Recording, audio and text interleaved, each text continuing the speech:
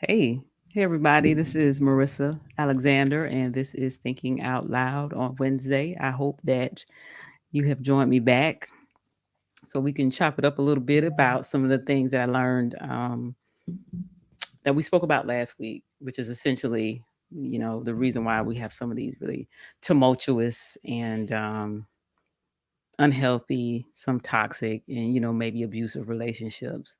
And so I talked about that briefly. And then at the end of that segment last week, I wanted to kind of go into things that I learned um, that helped me move past, creating a pattern where I stayed maybe or endured or was even the cause of an unhealthy relationship or something to that effect. But what I will say is that I am very confident that I'm not like evolved in that, which is the reason why I feel like I can come and speak to you because in an area where I'm still working to make improvements is where I feel like I can give the most to individuals because it's real time. It's something I'm continuously learning and practicing. And I realize that I've made some improvements in it. So I figured the best way to go about sharing that with you is kind of real time as I experience those things. So essentially that's what we're going to be talking about today is just the 3 L's that I have learned, L's like as in love. The 3 L's that I've learned over a period of time that has helped me to gauge basically, thank you for the water, how to become a better version of myself in any relationship. But it's not just romantic relationships, it's just relationships in general. And also how it has helped me create a better understanding in a relationship with myself. So I figured I'd share it with you guys and see because I think that a lot of us kind of experience some of the same things. Maybe this works for you, maybe it doesn't. And if it does, and maybe you can see something where it's relative to your experience to what I'm talking about. And if it works for you, great. And if you know somebody to talk to about it, because we tend to communicate with people that we're close to some of the things, share it with them. Or if you want to or feel the need to, you can. So I hope that you are joining me back since last week. Give me a hug. This is my hug to you, air hug. And I hope you took care of yourself and you took care of one another because that's something that's very important. So we're going to get into those 3 L's. So before we do that, let me just tell you what the other L's were. So for the toxic, unhealthy, abusive relationship or troublesome, tumultuous, it was just more or less like if you're engaged and you don't leave out of it, it's simply what I thought was 3 L's, which was basically there is a lust factor to it, there's a lifestyle benefit to it, and there's a lack of value, self-esteem, and things of that nature. If you continue to stay in it when you know that it's debilitating to you and mostly you two and the people that's in that relationship and then the people that probably is affected from having to endure the that you know rigmarole in those relationships. But today what I have learned and I'm continuing to learn is these 3 L's about what makes things a little bit better. So the first L is, it's going to sound real simplistic, but sometimes things just get really overcomplicated now because we have this tendency to like really be literal in our terms. And the English language has so many different things. It's probably the hardest if you have ever heard somebody say like English is a hard language because so many words can have so many different meanings. So I'm just going to be basic and simple. And then I'm going to share with you, kind of where I'm coming from in that basic simpleness. So the first one is just listen. You know, Listening is a skill and it requires continued practice, like forever. And I think that, some of us do a better job at listening than, some people. And I also think the nature of the relationship may also make it where we're a lot more tolerant in listening to people who are not necessarily close to us that can hurt, that can penetrate somewhere in us and hurt us. So I'm much more apt to listen to somebody that there isn't quite naturally an investment in me personalizing the situation, as opposed to if I'm close to someone and it's personal to me. So But listening is important because honestly, you're essentially just offering them the opportunity to empty their heart. And I know it sounds very simple, but I can tell you how many times people have come and spoken to me, and just the fact that they do not have people close to them in their circle for whatever reason that is, that just can sit in non-judgment and like be open to what it is that they have to say, good, bad, or indifferent, which is difficult, and not necessarily offer up anything or any of that. And some of that stuff, you have to have a place where you have somebody who will listen. And even if it sounds really bad, because it's a thought, not necessarily something you're going to act on, you need to be able to have a space where you can actually, do that with somebody. And so listening and offering somebody the opportunity to empty their heart without being interrupted and without any distractions.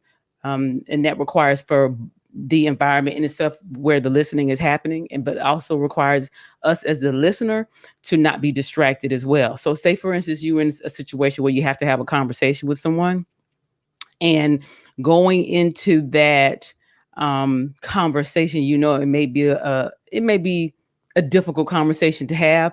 The idea is really to be in a position where you're deep listening and you're offering compassion, so that we don't go into defense mode. And that's sometimes very, very difficult. And I would even say sometimes it's okay to say to somebody, you know what?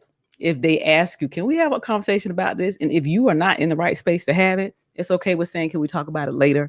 Like, but don't put it off. Cause I know I'm gonna call y'all out. Man, y'all good for knowing we want to talk to y'all about something. And you'll be like, oh, okay, yeah. And you will avoid it like the plague. And that doesn't do that, make it worse. Because eventually the conversation is going to happen. But if you need a minute, you know what I mean, whatever a minute means to you, and I wouldn't say go too long, to be able to offer up somebody your complete presence, where you're offering them the opportunity to empty their heart. If you're in a good space, it's better to be able to do that. If you were in the space to receive it and you didn't have a bad day, or you're not coming off of something that has happened, you're probably going to be in a better position to actually listen. And this and let me tell you about distractions. So oftentimes we have a lot going on in our life, and so because there's so many distractions in our minds and in our environments, it's really difficult to be in a position where we hear and we listen. And if that is the case, it's hard to be compassionate because you got too much, going on. So the idea when listening is to create a space in an environment where there's no distraction, and where if there's no distraction and there's no emotional attachment per se going into the conversation, it's a safe place to be able to do it. So let me give you this analogy. It's like, you somewhere and it's really loud. Let's just say a function, a game, a club or something like that. And somebody calls you, you can't take the call because you're not going to be able to hear them. So that's basically how distractions work. If you know that there's a conversation that needs to take place, you're going to have to be in a position where your mind is as clear as it can be. So you're not necessarily looking at it from a standpoint of being like you're on the defensive already, right? And it's also very important that the person that's offering to empty their heart is understanding if that person isn't necessarily equipped at that moment to have that conversation. But we follow back up to make sure we do it. You know what I mean? So by doing this, let me tell you, it really does take the will out of people's sin. I mean, take the wind, out of people's sail. It helps diffuse some volatility sometimes when we offer somebody the opportunity to empty their heart and to listen and be present, and not listen for a reaction or a response, but really do some compassionate, deep listening. And the best way that I've been able to go into that is being able to know that this is something that they really want to take. They want me to take it serious, and also the intent behind the content. So that's very very important. So that's just listening. And I know people are like, well, it's just communication. Everybody can communicate. Don't listen. Communication requires a lot of talking, a lot of comprehension, but listening sometimes is one of those things it's an afterthought. So, that's that. The next one is learning. Well, when you're learning, you're listening, obviously, listening like the first one, but it also requires the ability to discover why somebody's position is the way that it is, if after you've heard them with compassionate ears. And maybe there's a ton, this is everybody. There's a ton of concepts. There's a ton of conditioning, a ton of traditions, a ton of things that we have learned, and experiences that we have had. And so when that brings us to a time when we have to have a conversation, all of that is, plays a part in how we're going to receive it. And maybe even our tone of how we're going to respond if and when that opportunity does happen. So, I have found that, we have to be willing to open ourselves up to asking with the proper intent and not necessarily challenging, because asking is more about understanding the why the person is experiencing something the way that they are, not necessarily that they're wrong. But challenging is simply just that. I'm going to ask you questions because at the end of this whole question segment, I'm trying to get to a point. I'm good for that. I'm just going to admit it. I'm good for being like, I already know I'm trying to get to Z. So along the way, I'm going to go from A, maybe B, and I'm going all the way to T because I already know where Z is going to end. And that is terrible. That's a terrible approach. Honestly, when you're offering up somebody the opportunity to speak, and the idea is that you learn where they're coming from so you can understand, how you can make the situation a better and more balanced and, equitable relationship. And so I share that with you because, that is me. That was something I had to really, really get over, and I'll tell you where it came from. I wasn't always like that. You have to consider me. I'm 40. I'll be 41 in September. And part of my experience, obviously, was the biggest, the hardest thing I've ever had to endure, which is in 2010, all the way up until my case was resolved.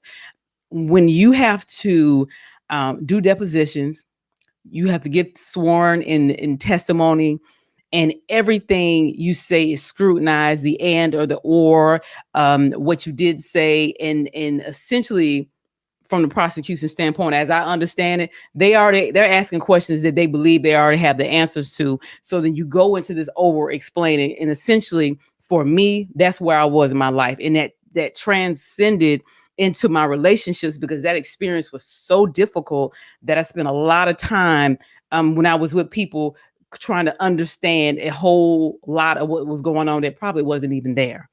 You know what I mean? So I say that to say that's something that I had to unlearn. I had to unlearn how to not basically um, put words in people's mouth, or basically have a conclusion on what they had to say. I had to be willing to sit through and be open to the possibility that with everything that I experienced, my perception could actually be wrong. And that takes practice. It just takes practice. And I think that what we'll find is that if we are dealing with somebody that in their life who has had to fight a lot to be right, they always had to over explain, they always had to overcompensate, more than likely you're going to find a person um, who has to relearn how to not be on the defense. And so that is what I'm saying about, learning, going deeper. And when searching for the truth and a common ground. And honestly, the common ground for me is a level of peace, because sometimes we will reach the end of it and say, hey, I can respect that that's your experience, but that's not mine, and vice versa. Also going into it with not the idea of the condition that you're trying to change that person's perspective or win them over, or win. If the goal is in peace and you're going in there to win, then you can only imagine how that conversation is going to go. So I try now to really figure out my attachment to, if I want to go into this for them to talk to me, for them to see what they're saying don't even make no sense. But what I have learned is that their perspective and their position um, is not necessarily wrong, just because that's not the way that I view it.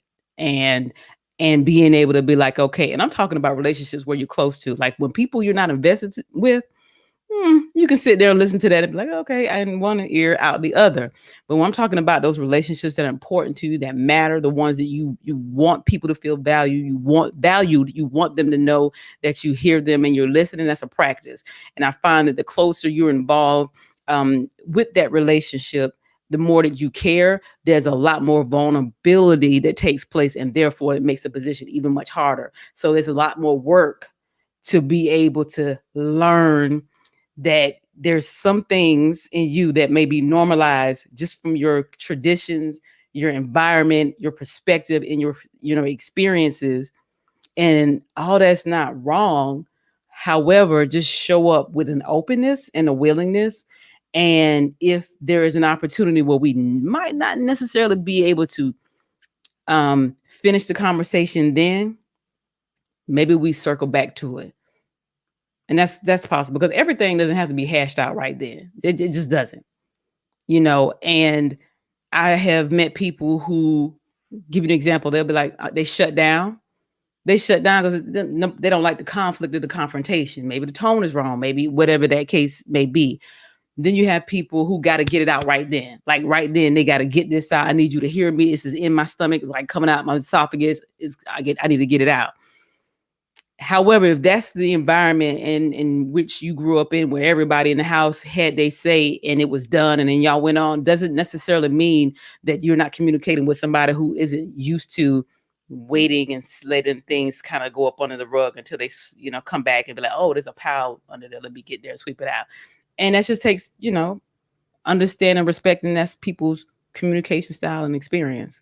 But be willing to relearn and also to unlearn, and give yourself grace and give each other grace with that, because I've been the way I am for almost 40 years at this point. So for me to be in a position where my directness sometimes is misunderstood, and recognizing where I may have offended somebody, regardless of whether or not my intention, if that was their experience, I can respect that, especially if that wasn't my intention. But also being grown enough to be like, you're right, I can see how that would have been offensive. Okay. Because sometimes you are.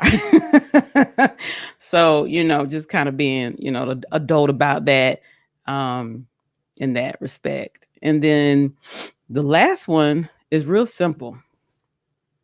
Love. Love is the bedrock of our relationships with ourselves and others. It is the strength, and its strength is undeniable.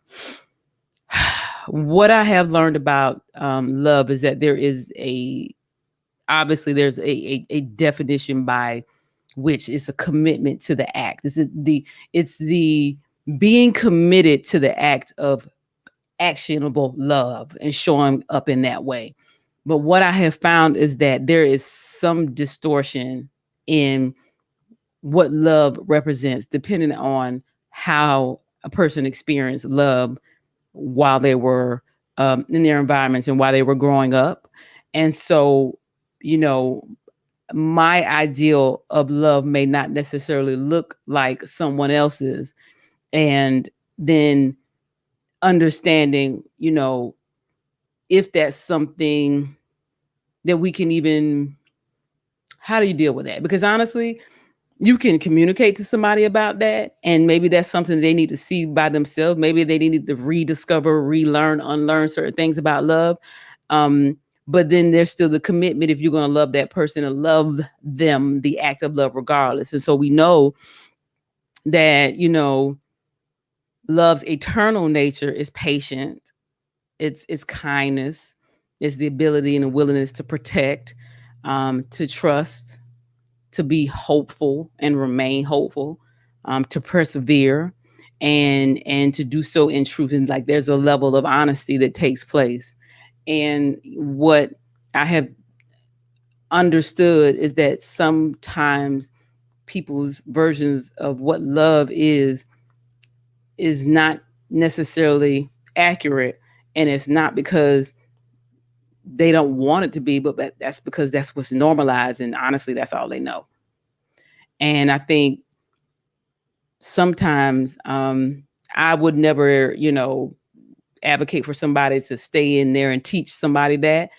I mean, that's completely up to you. But based on my position of love or another person's position of love doesn't necessarily mean that I'm going to change my version of love. And when you're in a very terrible situation, and say you're a loving person and you're trying to endure with and carry the burden and be committed, you have to know when to love yourself enough to know that a person is just not capable of it, and being able to love yourself to remove yourself from that situation. And that's also an act of love. And you have to let that be what it is. But for the most part, really necessarily understanding that um, relationships have an extraordinary amount of things to bear, because we come with everything that makes us who we are, and we're trying to navigate that past the honeymoon stage, if it's a romantic relationship or a business relationship where we have an understanding of how we do things, or even a friendship and what we understand friendship to be. And we have to kind of try to come in there and do this dance. And so we have to understand that grace is needed, because we're going to disappoint one another. We're going to hurt one another. We are going to, at some point, be discouraging to one another. We are going to say things that we don't mean, especially when we're upset, um, to one another. And then we can learn to be patient, with one another, and also establish, like, okay, so, I'll give you an example. So there's two examples I'm gonna give you about, knowing when love is not, like loving enough to know that's probably not a good fit for me, and then loving past an idiosyncrasy or something that So give you an example. For me, I hate repeating myself. It's a pet peeve. Absolute. It is the constant one thing I hate to do. And what I would do, and I'm still working on it, is if in fact I have to repeat myself, I'm probably going to be sarcastic the second time I have to say it. Which, sarcasm is not well received sometimes. Sometimes it doesn't require that. I had to learn that an individual, in a relationship, we'll just say in a relationship, was not intentionally pissing me off for no reason. And that sometimes they were just having conversation, and the conversation required that they asked me a question that I had already said something about in their mind. And so I decided the best thing to do, because everything else about this person I deeply was like really cool with, I had to say and tell them, listen, because the pet peeve for me is like, I don't like repeating myself. If you hear me say to you, I already said that, I'm not going to go there again. And I do that with a smile. We had an understanding that there wasn't any need for us to argue about it, because at this point they knew that I'm asking her something that she done said maybe once, twice, or three times, and she's not getting ready to repeat it, so they don't take it personal. But that was, my commitment to being able to understand that there was a patience in with that person. And so what I did recognize is that there was times when I was saying something to a person about something, and they would out of the blue repeat it back to me, and I'd be like, oh, okay, so you do listen. So, it's just kind of that give and take. And then, there was a time where I had been listening to someone in my life, and I could tell that they were not a good fit for me. And because I valued the friendship and the things that we were ordinarily when we were cool on, it was important for me to recognize that based off who I was as a person at that age, and based on the person that they were at that age, it's a possibility that if we engage past that, we will probably fall out with one another. Like we would fall out. It would be some beef. And so one would say, well, why not give it a try and see? I loved that person, different type of love, but I loved that person and what we had in terms of a friendship of for many years, enough to know that that would be very deeply hurtful to either one of us if we engaged and we know about one another that there's some certain things we're not going to move off of. So love had to take a precedence in that sense because I was like, yeah, I'm not going to mess that up by going somewhere where I know this is who you are. I'm listening to you. I know you, and I'm not willing to take the chance to figure out if you will be different from me. And all and everything in me maybe had wanted them like to be like, well, maybe I could be, but the truth of the matter was I wasn't willing to mess up something completely in the friendship because I know it was for both of us on certain things. It was like zero or, it was one or zero. It was no in between. There was no gray area. Then the best thing to do was just to love that person enough to say, well, we'll stay in this space with one another. We won't go past go. We won't necessarily go unattached either, but we'll love each other enough to know that I respect you where you are, who you are, and what you represent. And I know that it probably wouldn't be a good fit. So let's not do that. But we still have a different type of love for one another. And so sometimes that is, again, like I mentioned, the bedrock of the relationship that needs to be, explored. So essentially, I know the three things, the three L's that I listed were just basically to listen, learn, and love. And everybody's probably like, well, that's simple. That's, communication. Well, if communication was just that simple, then we wouldn't have so many miscommunications and so many very ugly things that happen once we realize that we may not be compatible, because it doesn't necessarily have to be adversarial. It's just sometimes it's not a good fit, and that's okay. But I understand that sometimes it's easier to justify our disappointment with rejection or whatever the case may be by villainizing the other person. And what I'm saying is sometimes the listening, the learning, and just being committed to loving yourself and, as you love other people, that isn't necessarily, the case. And, not understanding who you are and yourself will oftentimes lead to a little bit more fighting in any relationship. And the inability or unwillingness to understand yourself makes it difficult for you to understand other people too. By understanding yourself, you can give somebody else the grace to be like, okay, I understand that. Oh, that makes sense. I could see how that would happen. So, those are the things. I'm gonna look at y'all comments real quick. Brian says, what do you don't have anyone to have any type of conversation? Well, it depends on if you're looking for feedback. Because I have a lot of conversations that I don't get feedback on. Like I do have people that are close to me that I can confide and communicate and they will listen. There are also conversations, Brian, that I don't have with other people. And so what do? I journal and I pray about it. Not every conversation is going to need the feedback. Sometimes it's just cathartic to express it. So however you do that, what works for you, try it. But I also believe there's an opportunity, if you like, to and can maybe see a therapist. A lot of the times they're just a guide for what you already know. And they're also objective. So that's an avenue for you if in fact you need an actual body, and somebody to help you guide through that and just listen or be a sounding board if you don't have that in your life. Hey, Love Reigns. Let's see. What you asking? Thank you. Andre, you got a long paragraph on here. Asking versus challenging is a trait in communication that a lot of individuals, including myself, are still practicing to be better. Yet most people don't realize they are challenging sometimes in conversation. Yeah. Yeah. And you know what I've determined about challenging is that if I am committed to an outcome or a position so much, then I'm not going in to learn anything. I'm going in there to basically knock you off your stance or get you to win over to my side. And so that's what challenge is going to look like.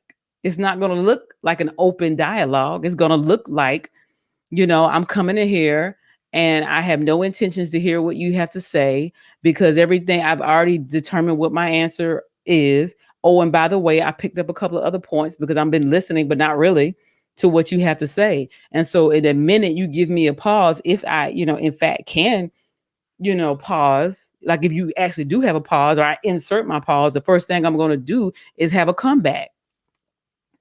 And so, it just takes practice. You know, it just takes practice. However you have to do it. Like get your timers out. Okay, you got 5 minutes to kind of get all of what you need to get out. Then we got 1 minute to repeat back to each other these things, which is also very effective. Now, I have met some people who, like, if you do that, okay, this is how I feel. Let me hear, tell you the other person what you heard them say. Some people don't do well with that. You know what I mean? And you'll have to kind of figure out your way. I will tell you this. In times where things are too personal for me and it's too close, I'll write. I'll write a personal letter. I'll write it down because it helps me process what I'm thinking. And if you're apt to do that, then do it. Y'all know women are good for that because we'll send y'all a book and a text. You get a book. If you get a book, consider yourself special because we're not writing books to people we don't care about. If there's no investment, you're not getting the book. You're going to get an okay. You might even get a K. You know what I mean? You might get an LL if we just done with it. But if you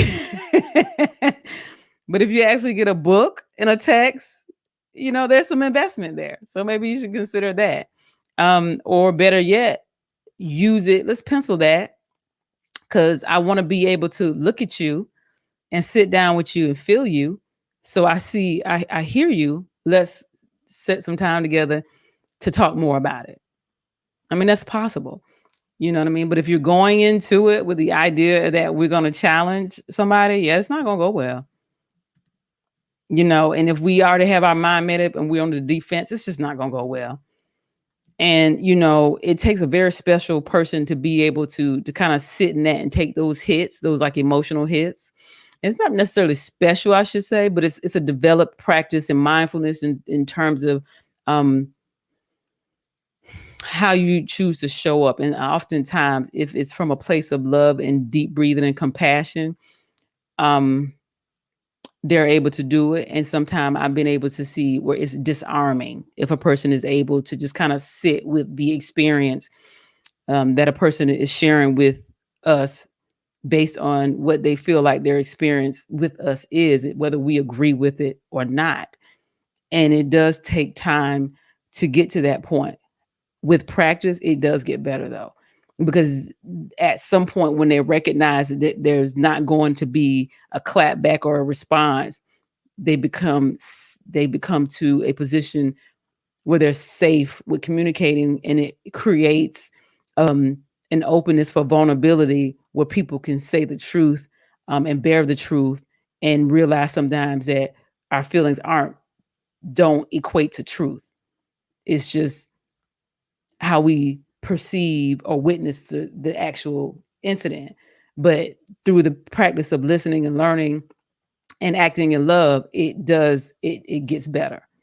And so I share that with you because I am definitely learning that and making strides better. And I can see where it makes a difference in the relationships that are important to me. So I just wanted to share that with you because that's just kind of how I felt it to be. So, I appreciate y'all joining me. And I haven't quite figured out exactly what I want to talk about next week because I've been thinking about a few things. I've been back and forth between some of the reasons why we lie, like at the gut of it, because we all do. We all do. In some capacity, white lies or big lies, we've all told them. How do you know when you know to do the truth is better? Because you don't lie. That happens. Haven't decided whether or not I'm going to do that or something else, but we'll figure it out. Go to marissaalexander.com to give me any information about how you feel, feedback, any topics you want to talk about. If you'd like to be a guest based on a topic we agree on, we can actually do that. And also sign up there because you'll also get some special information coming from me as it relates to things that I'm doing and different projects that I work on, which I don't necessarily put on social media I don't know. I just kind of don't. Maybe one day I will. Sometimes I do. Sometimes it ain't really that deep for me. I just like to kind of do it and let it kind of unfold.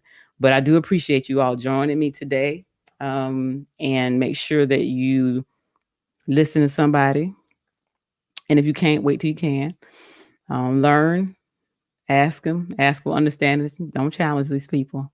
And if you can't, if you want to challenge them, like, listen, I feel like I want to understand these things. I know it's going to come off this way. You can say that too. And then they may be like, okay, well, sure, you can say something, or maybe not right now. I think, again, it's just communication, and then doing it in the spirit of love, doing it in the spirit of love, um, because it surpasses entrenched patterns. Even if there's a behavior or pattern you're subject to because that's normal, love will help us surpass it, you know. So take care of yourselves and one another. And thank you for joining me. Peace out.